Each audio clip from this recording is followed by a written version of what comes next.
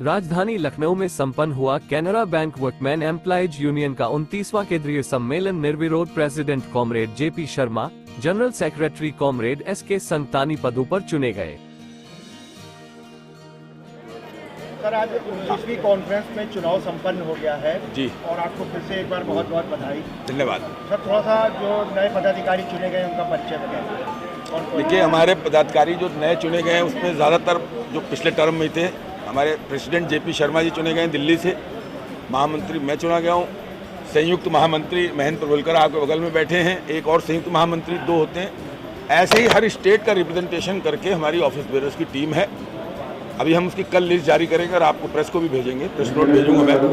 28 हमारे 30 office bearer जो बायलाज में होते हैं वो सारे ही जितने प्रदेशों में हमारी बैंक की यूनियन है वहाँ सबसे अलग अलग जगह से रिप्रेजेंटेटिव लेके ये टीम बनी है। सर, क्या मुद्दे रहेंगे नई कार्यकारिणी के? ये हमारी रूटीन 3 साल की कॉन्फ्रेंस है। देखिए, ऐसा तो हो ही नहीं सकता कर्मचारियों के संग विषय और मुद्दे ना हो। जो हमको 3 साल में अनुभव हुए आज हमने उस पर चर्चा करी है। अगले 3 साल के लिए हमने अपने कार्यसूची को तैयार किया है। जो कर्मचारियों ने अपनी समस्याएं उठाई या जो चीज़ें हम प्रबंधन से मांग कर रहे थे उनको अब कैसे अचीव करना है उसकी रणनीति यहाँ तय की गई। और उसके अलावा ये अगले टर्म के लिए चुनाव हुआ।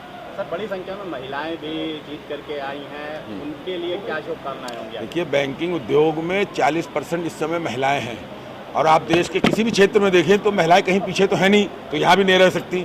निश्चित रूप से जब वर्किंग में वुमेन्स हैं तो लीडरशिप में भी वुमेन्स होंगी और हम लोग इस बात के लिए भाग्यशाली हैं कि हमारे यहाँ वुमेन एक्टिव हैं, मीटिंग्स में भी भाग ले रही हैं और जिम्मेदारियाँ भी ले रही हैं, तो उनको शुभकामनाएं। सर, आज 29वीं कॉन्फ्रेंस संपन्न हो गई है, चुनाव भी संपन्न हो गया है और एक बार फिर अध्यक्ष पद की जिम्मेदारी आपके साथ है। बहुत बहुत बधाई सर आपको।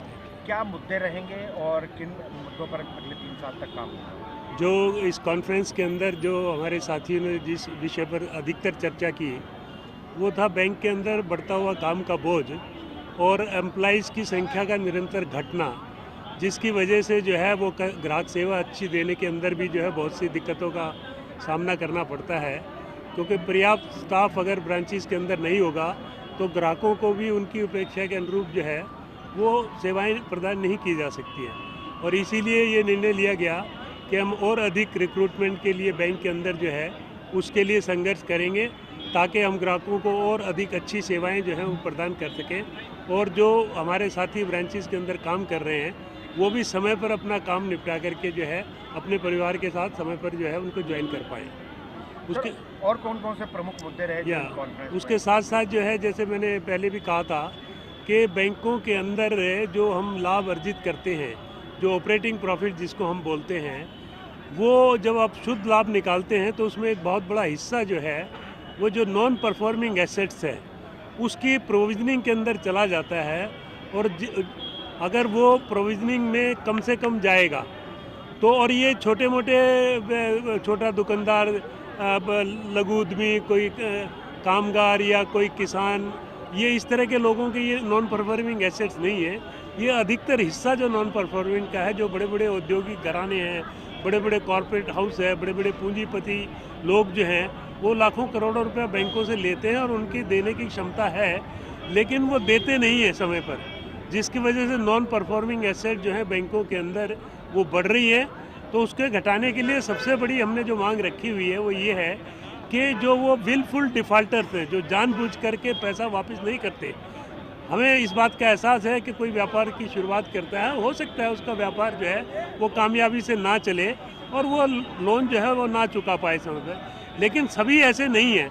बहुत से लोगों की क्षमता है देने की लेकिन जानबूझ करके नहीं देते।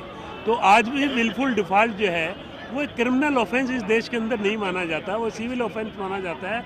इसलिए वो निडर होकर के जो है वो निडरता उनके अंदर रहती है और वो लोन जो वो लेते हैं वो वापस नहीं करते।